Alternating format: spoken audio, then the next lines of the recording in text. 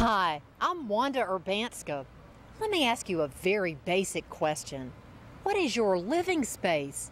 What do you call home? You probably don't live in a hive like the honeybees at Frank's and my Blue Ridge Mountain cherry orchard.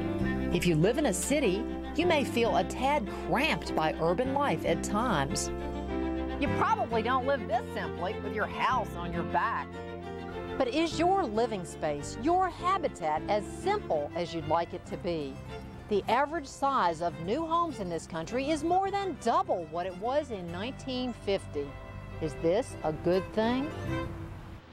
Linda and Millard Fuller, co-founders of Habitat for Humanity International, don't think so. As Linda told me, in their former lives, she and Millard lived what some still call the American dream. Well, all I can relate to is how it was when we had more and more, and we were getting ready to build a huge mansion. You know, I've heard of families living in these big houses that they lose their children, and they have to put in like an intercom system to be able to call their children to supper, you know, find their children. As the size of the house and the number of material possessions increased, the happiness and the quality of life decreased. There is a better American dream. Architect Sarah Suzanka, who lives in Raleigh, North Carolina, is pioneering a simpler way of thinking about our living spaces.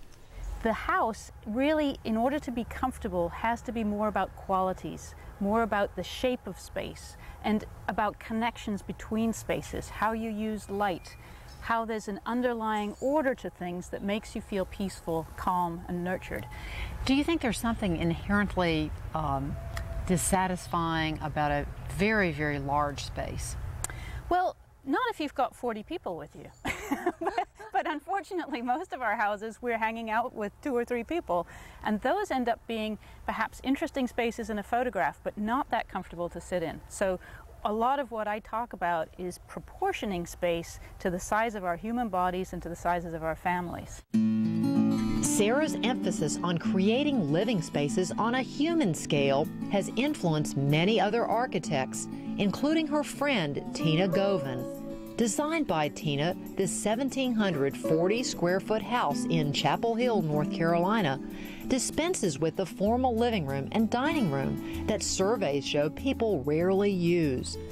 Instead, this living space, designed for the way 2 people, Phil and Nancy Leinbach, actually live, makes use of every available square foot, combining maximum utility and simple elegance. Sarah Suzanka calls this not-so-big house design the art of tailoring space so that the house is a perfect, cozy, yet still spacious fit for the needs and lifestyle of the folks who live in it. The money, as Sarah and Tina emphasize, goes into the beauty of the details, not into extravagant, unused, and uncozy space. I love this little touch.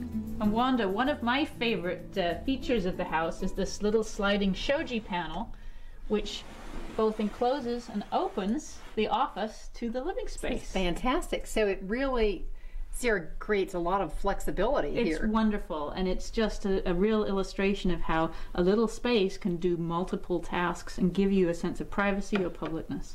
So Tina, this bedroom is 10 feet by 10 feet, which would be considered small by today's standards, but it's got a very spacious feel.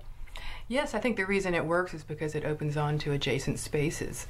Nancy can easily move to her office, which opens on to the southern patio. And Phil's works the same way. His opens onto his office, and then that opens onto the screen porch. So it feels much less confined if it was just a closed, solid room. Homeowner Phil Leinbach loves the transition he and his wife Nancy have made. Phil, you've lived in much larger homes in the past. How does this compare? As a smaller house, it's more comfortable to us now. And it's also more efficient. And then the furniture, we don't have that much furniture to take care of and keep up with. So it makes a more comfortable lifestyle for us.